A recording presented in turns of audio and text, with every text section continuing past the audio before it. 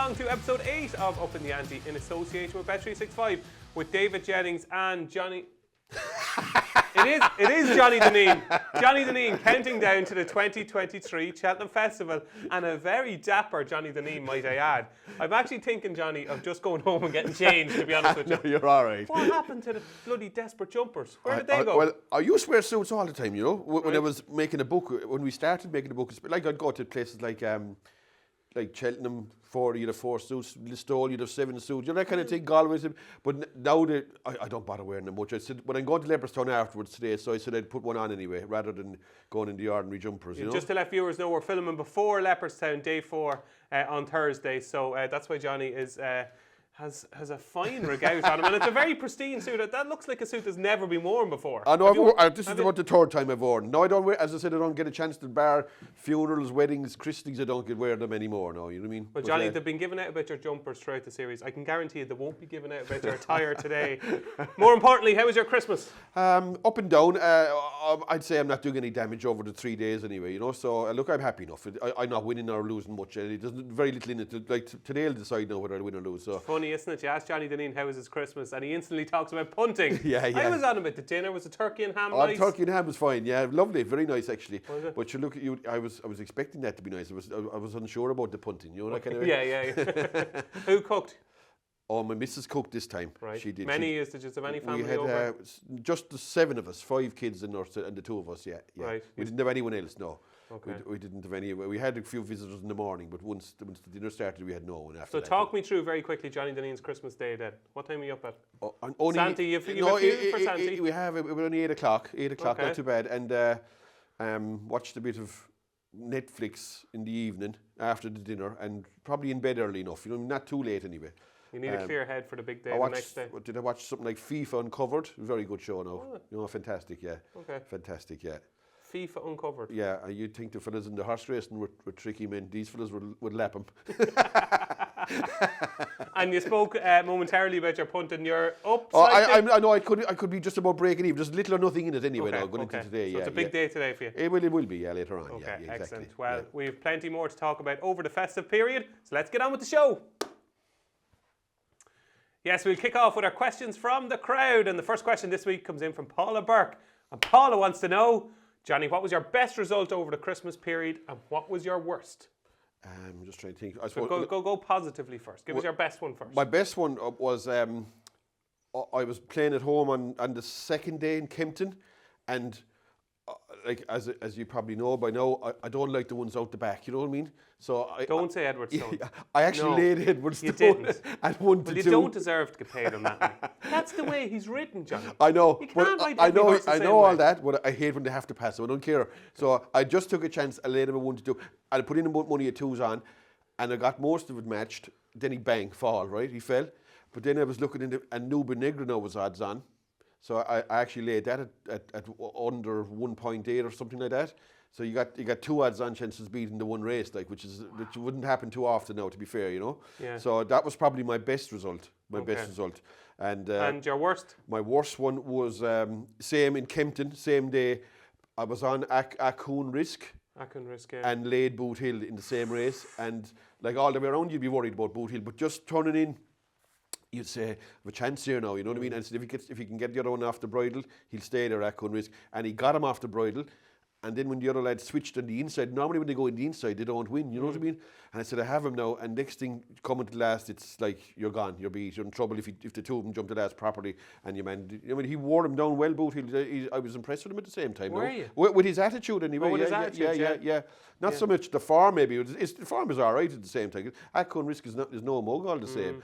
And the other horse that was like 6-4 joint favourite in the race was well stuffed when he fell. I don't think so, Johnny. Do you think so? I thought he had no chance when he fell. Oh, I thought he was a million. Absolute million he was. Now, your man's horses ran terrible that day. The bulk of them ran stink. Was he not like upsides when he fell? He was jumping out. I was out wide, and I thought he'd no chance when he fell anyway myself, but I might be wrong. Must watch that again, Johnny. I must watch that again. We might be beg to wrong. differ, but Yeah, you're okay. usually right in these circumstances. I don't know. I wouldn't be back in him the next time he runs anyway. Now, we read your column in the Ante-Post on Christmas Eve, which was looking forward to St. Stephen's Day, and you were saying how you don't even take a break to go to the toilet. There's that much happening.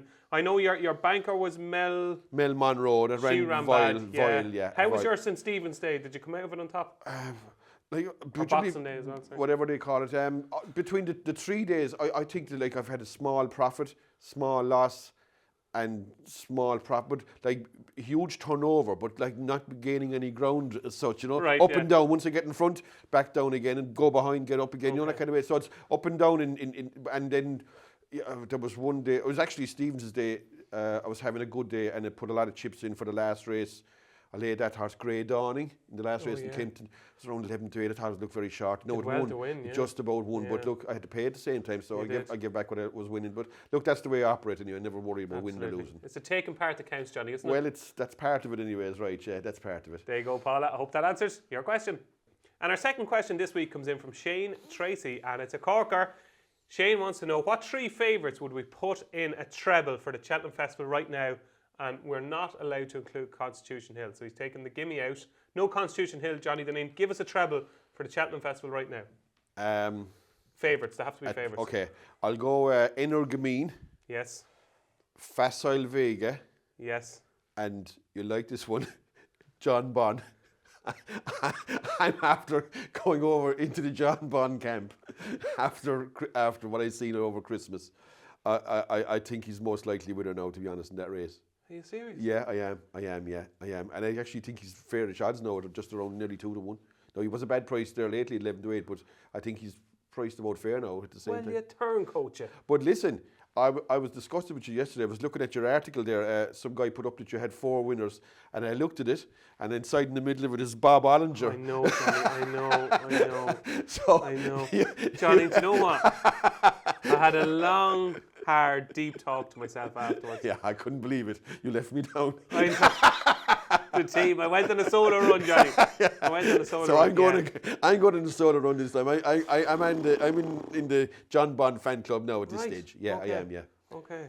Wow. I wasn't expecting that. No, but there we go. So John Bon, Energamine, and Facile Vega are your 3 favourites. Yeah. Okay, I think Facile Vega is actually a decent price at the moment. I think Facile Vega is the one we can really rely on.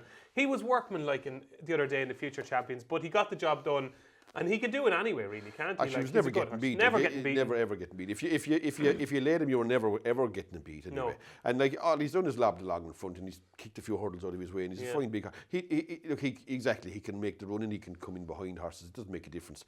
Look, the fact that he's been confirmed for this race is a big asset now. At the same time, it removes the element of doubt about him, what race he may or not going in. I think 5 to 4 is I'd rather back him than name it 5 to 4 now. Absolutely. Go to Dublin Racing Festival, win that 2-mile novice hurdle, and I think he'd be odds on in Cheltenham. So Facile Vega is my first.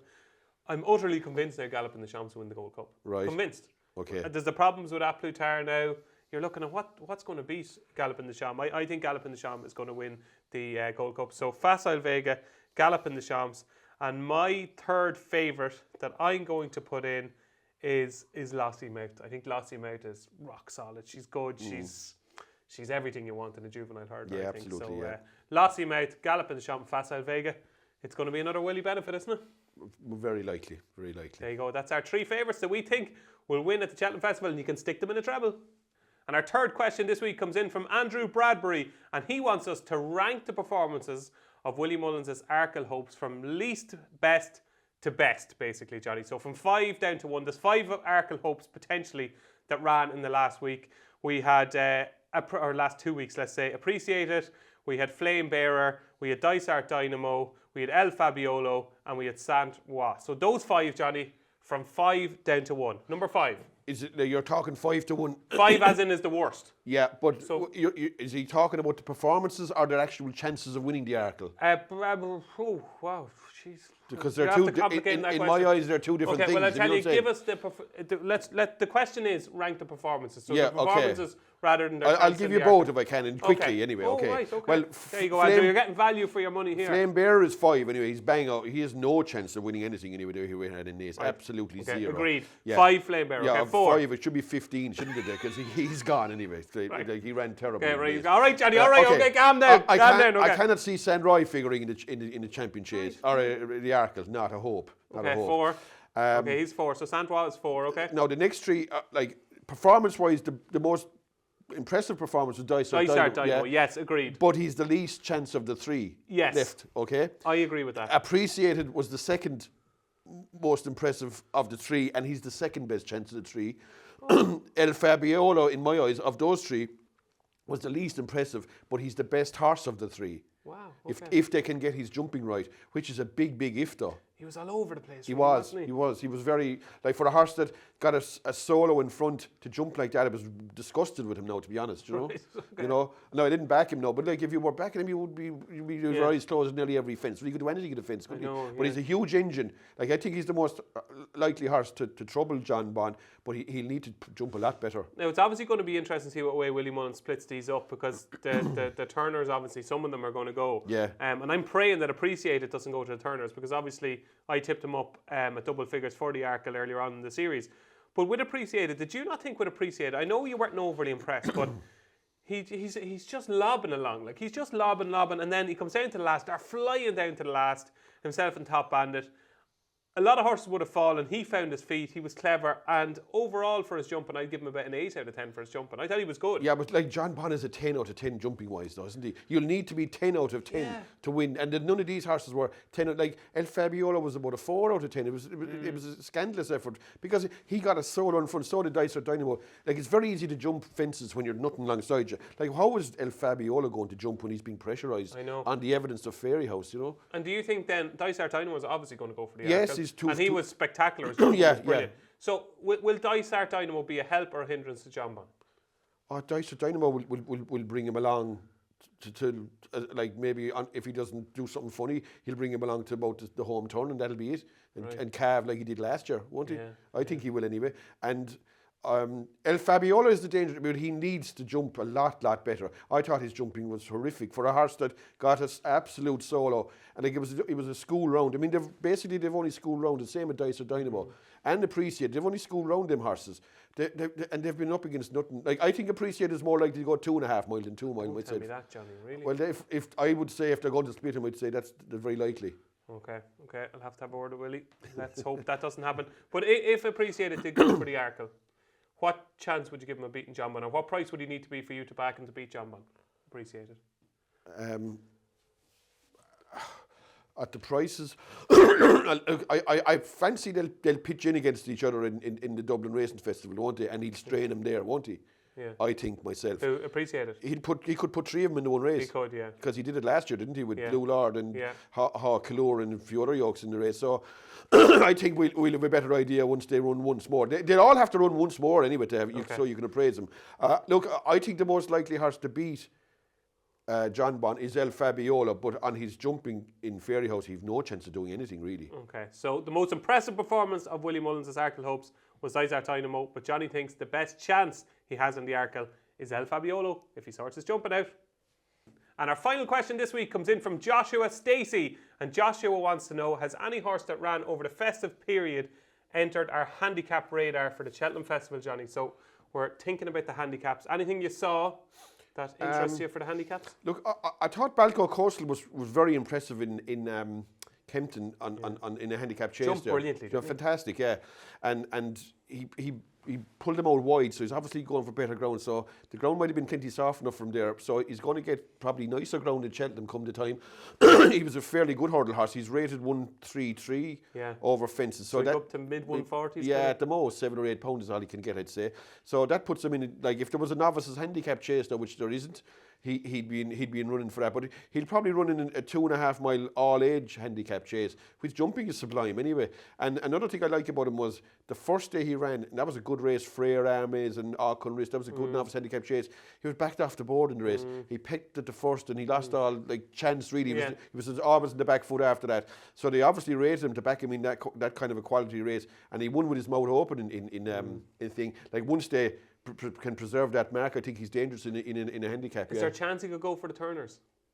But David, he's a world away from it. He's only 140 horse. He's like, to the turners, you have to be 156 up to 160 to have a chance. I would have thought. He isn't a prayer in the turners anyway. No, he's a handicapper in my eyes anyway. Okay. And you have another one first? The other one was for the Fred Winter. I know that's probably an open race. They could Boodles, as they call it now, Boodles, exactly, yeah. Tikau, I didn't back him the other day, and no, it was a fairish race. But the way he pulled and dragged, he should have got beat. You know what I mean? You never, rarely, if ever, see a horse pulling and dragging, and like he was pulling. And I wouldn't blame the rider either, because there was such a big field that you had to have him up in the van, and you had to have him out of harm's way. But when he got him into harm's way, he started reefing all the way around, and he was still reefing going to the second last. And to find under pressure after doing all that reefing, like, I'd say he's a good horse now, to be honest. I didn't think he was as good as he is, and like, he only won a half a length from Ascendi. But if they went another furlong, he still would have won. Oh, he would, yeah. He was holding it well going to the line, and like, he's a horse that mightn't be far off being trying for the class, and he's going to run in. He's probably going to run in the handicap now, because he can't get that serious a mark on the back of that run. He's only won a half a length at the same time, and that ran away in the race too. Goody two shoes. That'll definitely win races. But no, I like to look at him now. Takao, he definitely improved a lot from his first run anyway. Absolutely. So Takao and Balco Coastal, Joshua, are Johnny's 2 for the handicaps at the festival. I'm going to give you 1. Firm footings for the Martin Pipe. I thought he ran a lovely race against Deep Cave and Lot of Joy. Took them down to the last. I think in the Martin Pipe, that track, I think could bring out the best in firm footings. Thinks he's a nice horse that's not going to go for a Ballymore or Supreme. I think he's going to be aimed at the Martin Pipe. So firm footings for me in the Martin Pipe. Thanks for your question, Joshua. Now it's time for Performance of the Week, where Johnny Dineen counts down his top 3 performances of the festive period. Johnny, you could have done a top 33 this week. You could, actually. You had loads of ammunition. I'd say this was a struggle getting this down to 3. Well, I got it down to 3 eventually. Well done. Give us your number 3. My 3 is Blue Lord. Right. I thought he was very impressive. Would he definitely have won if Jacques and Persuade didn't make that horrendous mistake? He would, the way he finished. I think so. Okay. I think so, yeah. I do. I definitely think he would have won. I think you're right as well. I thought Jacques and Persuade was never going well in that race. Was actually starting to go a small bit better. Do you know what? As I said to somebody, it was only between the third last and the second last that I said, he's after coming back on. Yeah, he has a bit of a chance again. Do you know what? You're going to laugh at me here now. What? You're going to laugh at me, right? I'm not doing it, but you know what I was very tempted to do? I was very tempted to tip Jacques and Persuade for the Ryanair Chase today. All right. Yeah, what would you think of that? I would say you should be going and getting a few tablets. I hope the chemist is open. Go on. Tell me why Blue Lord is number 3. Look, he looked an improved horse from last year in Clonmel, and the way he galloped from the back of the last in Leopardstown, I was very impressed with him. Like, last year I backed him to win the Arkle last year at 20. I thought his finishing effort was tame enough. And even against Court Sublime in Punchestown, he barely beat him. Like, nozzled him. Like, the other day, he put 15 lengths between himself and Court Sublime. So I imagine he's definitely improved. And to me, he's up with Edward Stone in having a chance now in the Champion Chase, to be honest, yeah. Is it fair to say we got last year's Novice Chasers a little bit wrong? That Edward Stone and Blue Lord, we thought they were desperate. They're not really desperate. No, they're not actually, no. And possibly... They always say that the Arkle winner has a great record in the Champion Chase, coming out of it straight away. So he's bringing that for. I think he's strengthened up now or something like that. He must have improved that, because he looks a much more finished article nowadays anyway. And he does, yeah. Like, I was taught that race was a kind of a 2-horse race. I definitely think it's a 3-horse race now anyway. Yeah, okay. He's not out of it. So Blue Lord is number 3. Who's number 2? Number 2 is Facile Vega. I was impressed with him. Yeah, I was. Now Willie Mullins, I asked him straight out. I said, Willie, give Facile Vega a mark out of 10. I was giving him 7 or an 8. He said an 11.5, and I said, God, I wish he was my teacher in school. That's what I said. Yeah. Well, I didn't think he was ever going to get beat. No. I just thought he was like, he's not going to murder a horse like that to put 20 lengths. There's no need. Like, if you're holding it at 4 and 5 lengths, that's fine. You could just tip away up to the line. At no stage is he ever going to get beat. Never ever getting beat. Now, he did run out through a few hurdles and that. You could crib him that way, but like, put it this way. Go and find a fella that's going to come from behind him. Yeah. Do you know? He's a good thing. I think he's a certain Cheltenham, yeah. Absolute stonewaller. Yeah, absolute stonewaller. Okay, number 2 is Facile Vega. So, number 1, Johnny. Now, in my head at the moment, I'm thinking of about 5 horses who could be number 1 here. And there's one obvious one that I think has to be, but we shall see. Johnny Dineen's a bit like performance. Sorry, the Eurovision Song Contest. They're waiting for the 12. Yeah. I went Irlande. Yeah. Deepois. Right. So Johnny Dineen's performance of the week from the Dineen jury is Lassie Mout. Johnny, where's Brave Man's Game here? Stop, will you? No. Lassie Mout. I'm going for Lassie Mout. Okay. Brave Man's Game won the King George. Yeah, it's a good old race. It is a good old race, but Lassie Mout put a stranglehold on the Triumph Hurdle in my eyes anyway. Yes. Now, you know what I mean? Okay. Kind of nearly almost, I wouldn't say put the race to bed, but again, she's super. you're going to be struggling to find the one that's going to beat it. Whereas Brave Man's Game just won a one-off race, didn't he? Really, like. Yeah. And the fact that the other lad jumped out to his left or whatever it is at every fence. Like if they ran the other way around, you'd have your life and lamb press to beat him, wouldn't you? I would anyway. Yeah. Geez, he's only 2 lengths behind after giving away. Yeah, the only thing is, like, Harry Cobden kept him to the outside Lampress the whole way, so he's getting bashed nearly at every fence. He was, but he was also on the better ground at the same time. Okay. He obviously kept him away from the inside because they thought the ground on the outside was like, Cobden isn't a fool to say that he was leaving himself open to be hammered by a man. The ground had to be better out there, of course. Point. Otherwise he'd have slipped inside him. Of course he would, you know what I mean? But look, he won a good race, Brave Man's Game, and he fought well. He fights well, that horse, Brave Man's Game. He's actually a more willing horse than I thought he would be. Like a stronger stayer than I thought he was, really. You know. Any chance in the Gold Cup? 0, absolutely 0. Yeah, but tell us what you really think, Johnny. Yeah. No, I wouldn't give him an earthly in the Gold Cup. No, I wouldn't. You won't even be placed in it. Not a hope. Wouldn't you have your life on Lamb Press to beat him in the Gold Cup? Absolute sell kids to have on him. I would anyway. Would you get much for them, Johnny? I don't know. We'll put them up and we'll see. I might lease them. And they're a good crew. I might lease them for a year till the nappies are finished. Lease them for the day, yeah. Hopefully you win them back. I couldn't have Brave Man's Game in the Gold Cup. The good horse, Brave Man's Game, but like that was his day. As you said last week, that was his day. Even at that, if they were going the other way around, you'd have to think Lampress would have lost. But your number one is Lassie Mouth. Yeah, Lassie Mouth was ferociously impressive. Like it won something like 7.5 and 9 lengths, and like they dug up this thing belonged to Galet Marca, whatever he's called, like something nobody ever heard of before. Backed it off the board too, didn't they? Absolutely. Hammered it. So it was obviously expected to run well, and Lassie Mouth destroyed it and it put some gap between itself and Nusret at the line now. And Nusret, Nusret is a decent fair horse too. Like I think he beat it 16, or she beat it 16 lengths to the finish. Look, I can't see, unless something comes out of the woodwork now, which you're going to be struggling to find one to beat Lassie Mouth in my eyes anyway, yeah. Okay, very interesting. So there you go. Lassie Mouth, and not Brave Man's Game, is Johnny Dineen's Performance of the Week. Now you've heard Johnny Dineen's Performance of the Week. Now it's time for just as important segment. It is his Eyecatcher of the Week. What caught that eagle eye of Mr. Johnny Dineen? What is it? Well, the horse that caught look, it's an obvious horse that caught a lot of people's eyes. It ran a blinding race, was Irish Panther in that bumper.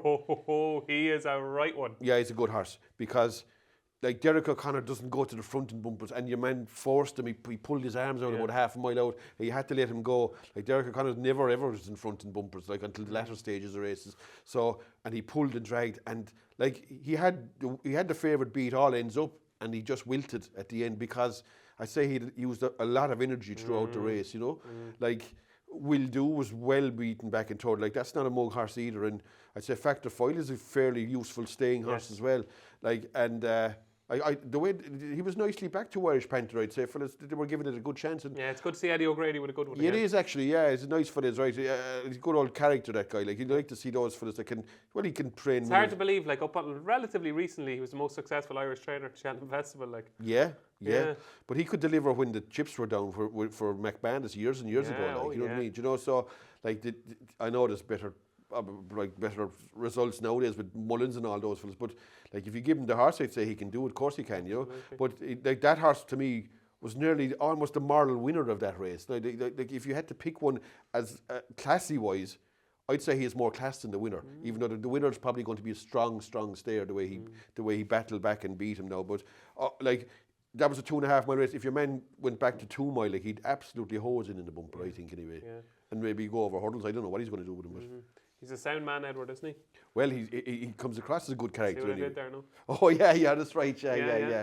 That was one of my favourite horses, yeah, actually. Same as that. Clare and Davis and those horses. I'll tell you something. It was funny watching that bumper. So, Edward, if you're watching, and he might well be, you can blame me for that horse getting beaten because halfway up the straight, I was in the press room at Leopard's Head, and Tommy Lyons or somebody was standing beside me, and I said, in fact, if Patrick was struggling. Yeah, he was, yeah. The next thing Derek is saying, I said, this horse is an aeroplane. I said, this horse wins half the track. The next thing, bang, gets beaten.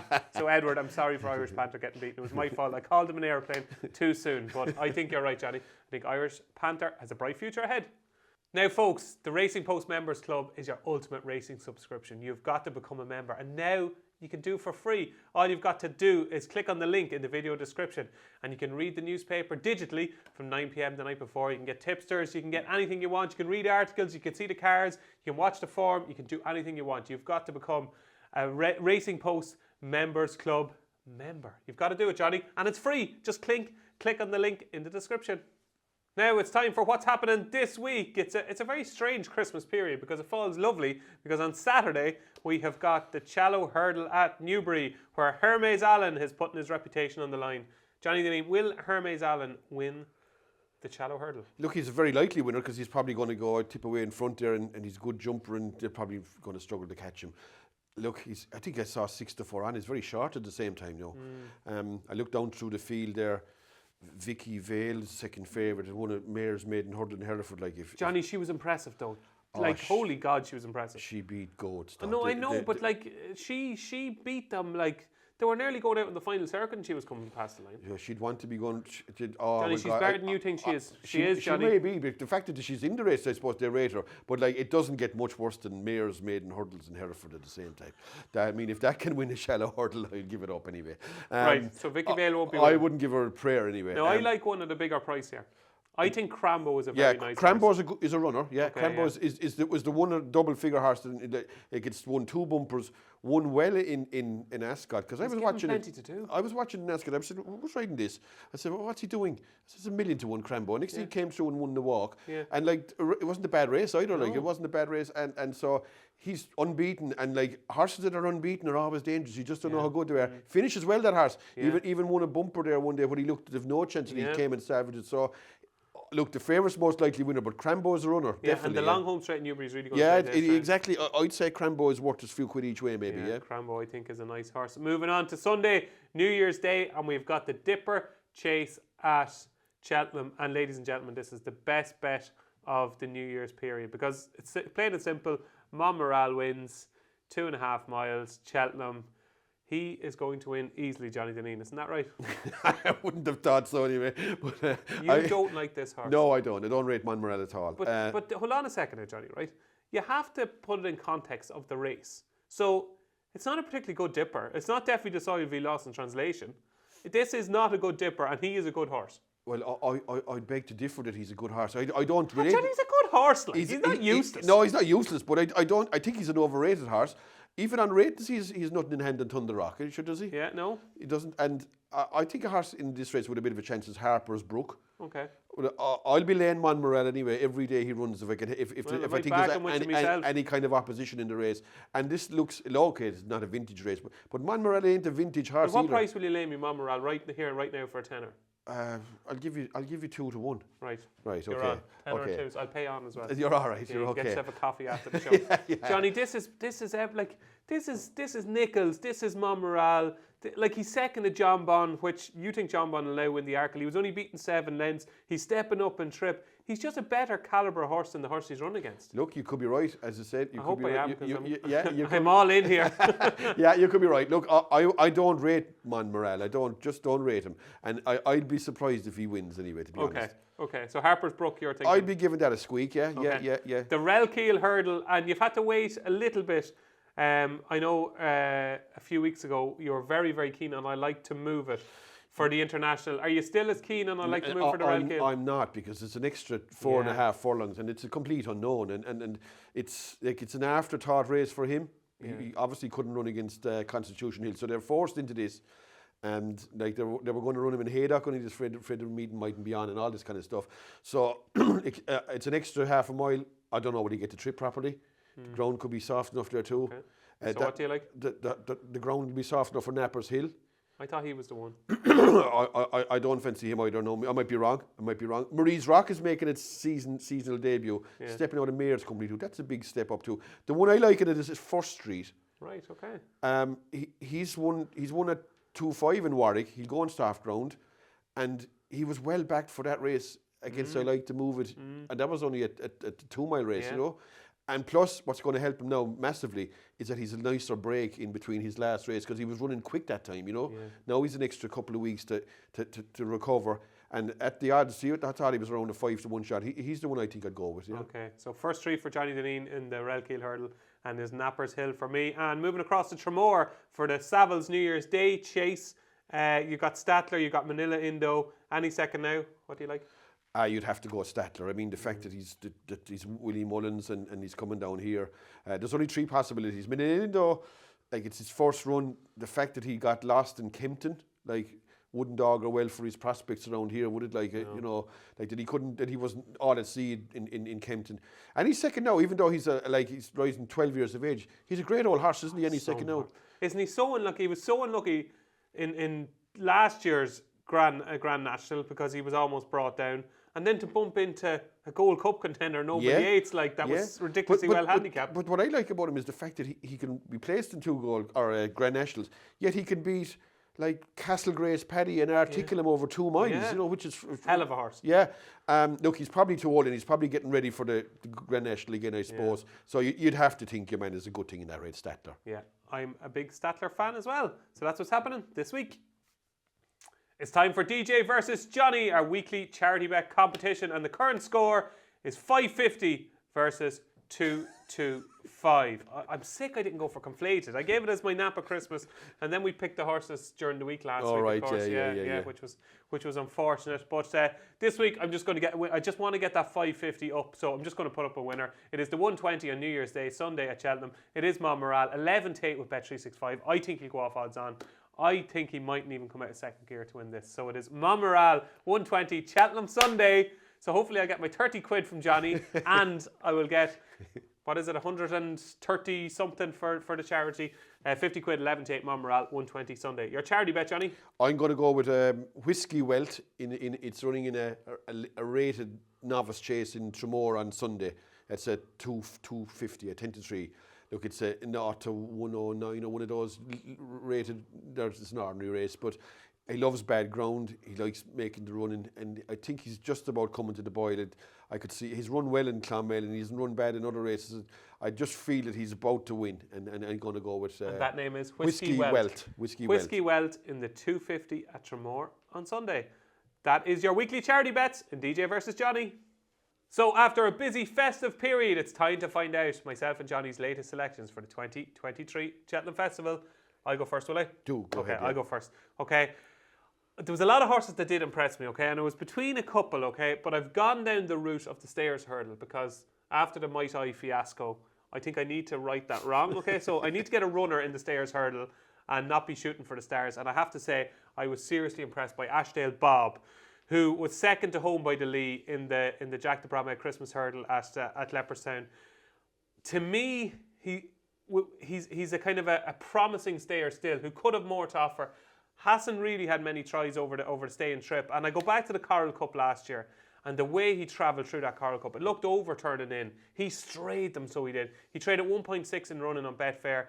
He looked like the race was over turning in. He was gunned down in the conditions late. But to me, he's gradually getting better. This is a very talented horse. You have to remember, he went over fences and it didn't work. Then he came back over hurdles. He was just touched off in the Boyne Hurdle last year. He might go there again this year. But the way he travelled for Keith Donoghue on Wednesday, I thought was seriously impressive. He's 16 to 1 Bet365 for the Stayers Hurdle, and I think that's too big of a price. I don't think he should be over 2 times the price of the winner of that race, Home by the Lee, who of course has got a cracking chance. Flooring Porter's got a chance, goes back for a 3-timer. But maybe, just maybe, a bit like Home by the Lee, maybe Ashdale Bob is the young and proven horse who's going to reach his peak at Cheltenham, and I could see him running a big race for Jessica Harrington in the Stayers Hurdle. So my latest selection for the 2023 Cheltenham Festival is Ashdale Bob at a standout 16 to 1 with Bet365.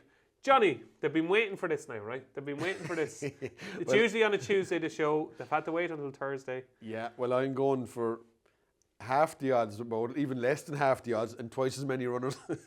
Is it another double? Yeah, it has to be. Is Facile Vega again?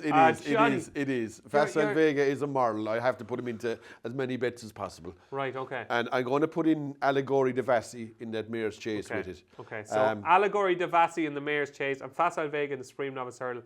7 to 1 the double with Bet365. You think that's good value? I think it's fair because, look, I do fancy Facile Vega, and the other one in Limerick, like, I know you'd be saying maybe Impervious, but like this thing looked a different kind of animal altogether, didn't it? Like it looked like you could face that into geldings. You know what I mean? Not a mind running against mares, and like it was able to beat Brandy Love over hurdles. It's obviously a fair animal, and its jumping was sublime. Breno tickled the last 2 fences, but it was never really falling either. And I could see that spread ealing the field in the mare's chase, and it looks a completely different class, to be honest. Absolutely, and she's a type of mare. Like this time next year, you could see her in a Gold Cup, couldn't you? Well, it's a possibility, yeah. She'd remind you very much of Benny Dadu, actually. She's huge. Yeah, well, but inability-wise, you know what I mean? Yeah. Now, if she stays sound, I'd expect her to win the mare's chase, yeah. Absolutely. Like what she do to things like Ellie May and them yokes, they won't get a look into a horse like that anyway. And just to explain to viewers who might be watching here, and they'll say, it's another double, why don't you just go for Allegory Devassi? But you're looking for value, you think Facile Vega will win. Yes. So you could be in a great position with these bets if you get the winner of the Supreme. Well, I mean, like, I can't stick her up at 5-2 or whatever price she is. Like, she's short enough and for a single. Yeah. So look, as I said, if I'm right and Facile Vega does win, then you'll have bets running on. And if it doesn't win, well, you're entitled to lose your money. That's the way I look at it anyway. Okay, so there you go. Johnny Dineen's latest selection for the 2023 Cheltenham Festival. It's another double. Facile Vega's in it again, and this time Allegory Devassi is accompanying him. Now let's have a quick look at our picks so far, and it's been a busy festive period, and the one horse we've got to talk about, Johnny Dineen, in your list is Time Hill, who you were so impressed with at Exeter and then just gone. Forget about Time Hill. He doesn't even exist after his horror show at Newbury. Then he comes out and wins the Caudo Star Novice Chase in very impressive fashion, Johnny Dineen. Where do you stand now with Time Hill? Can he win the Brown Advisory? I should look at the minute he can, because definitely can, Johnny. There's nothing sticking out really that's like on a different level to him anyway. Looks to me that I don't know what he did in Newbury. Maybe the ground wasn't too fast for him or something like that. It's a funny sort of a race. But he didn't run well though, did he? Like, you know what I mean? He didn't like. The other day I actually laid McFabulous, took a chance, and early on there was nothing really jumping that great, including McFabulous. But your man was always going well, wasn't he? Time Hill. It was just you could call him the winner whole way. Yeah, that's it. Yeah, I was looking at him and I was saying, Time Hill is running a bit sweeter today anyway. Yeah. And like I was kind of like when you're laying man well, you're hoping that he'll kind of run. You're hoping that. No, I didn't back him. I had the notion of backing him, but Gelino Bello actually fell in there. So it was another horse to pick. But look, he's back with a chance. I'd say he's going to go there fresh. His jumping is safe anyway. Yeah. It's safe and he has a touch of class. At the minute, like he's a huge runner because there's nothing raising their head above the parrot. You know what I thought the key was at Kempton, and I think this is going to help him in the Brown Advisory. Pace. There's pace in the race. McFabulous just lobbed along the Newbury. This time I thought there was a bit of a brisker tempo, and I think in the Brown Advisory, I think Time Hill, he needs to come off a fast pace. He's not a quickener, do you know what I mean? He's a stayer. So I think that's going to suit him at Cheltenham. Yeah, no, he's a runner. He's definitely back in the back with a chance. And obviously Facile Vega, who is in you and him are married at this stage. We're great friends, yeah. Yeah, he's our great friend. So Facile Vega did your bets no harm. He's in one again. Look, he won. He didn't win with a swagger really, but he did win, and he won easy. Like he won easy. Like I don't think they're going to be busting the gut to. If you're going to win a race by 4 or 5 lanes, there's no need to win it by 20. Do you know what I mean? Absolutely. But Time Hill was the big mover in Johnny Dineen's list. And a quick look at mine now. Comfort Zone obviously won the Grade 2. That used to be Grade 1 at Chep. So I don't think he's going to be beating Lossiemouth in a Triumph Hurdle, unfortunately. But I'm reasonably happy with my list, Johnny. Reasonably happy. I give it a 5 or 6 out of 10 at this stage. And I might be on something similar now. I have a few duds as well. But look, I have one in hospital. Sir Gerard, isn't he? Yeah. Looks like he's out, doesn't he? Did you visit him? No. Which? Did you visit him? No. No, I didn't see him. I hope he's okay. But I had him in a double with Facile Vega, so that's going to be a goner anyway. But and the joy of Ante-Post punt. I wouldn't like to have too much on Gelino Bello either. No, definitely not. A bit like my Mai Tai, Johnny. Not quite. We're all allowed one. Not quite at that level now, but he's getting there. He's going to win a good race sometime. Mai Tai is. Yeah. So there you go. That's a quick look at our Ante-Post pick so far. So folks, that's it for episode 8 of Upping The Ante in association with Bet365. As you can see from Johnny Dineen's fabulous suit, he is on his way to Leopardstown. We're filming this before racing at Leopardstown on Thursday. You looking forward to it? You haven't been racing in a while. No, as I said, that's why I put on me tin. So I haven't been racing in a while. The next meeting I'll be at could be Cheltenham. Okay, and now obviously you did say to me before the show you did fancy one horse strongly today. Do you want to tell them? I do. So it will have ran at this stage, okay? So this is going to be very interesting. You are very, very keen on? Queensbrook. Queensbrook today. I'll be all in Queensbrook. So okay. So the tie will be a bit like this. Oh, the tie will be skew with. It'll be a bit down if Queensbrook is beaten. But very best of luck with Queensbrook. And look, it's getting closer, Johnny. The Cheltenham Festival. Once Christmas is over, I find it flies. I know what you mean. Yeah. Of course. Yeah, exactly. You've already been booked for a few preview nights as well, yeah? Oh, one or two, yeah. Popular man is this guy? I'll do a couple and that'll be it, yeah. Okay. I won't have time to do that many of them, but I'll do a few anyway, you know. Absolutely. Well, listen, we're back to our usual Tuesday slot next week. We'll be back with you on Tuesday at 6 o'clock and every Tuesday up on the Cheltenham Festival in March. Don't forget to like, subscribe, share with your friends, comment. Tell us what you think of Johnny. Tell us what you think about our selections. And don't forget to join us next Tuesday at 6 o'clock for another episode of Upping The Ante. This has been episode 8. I've been David Jennings. He's been Johnny Dineen. Thanks for watching.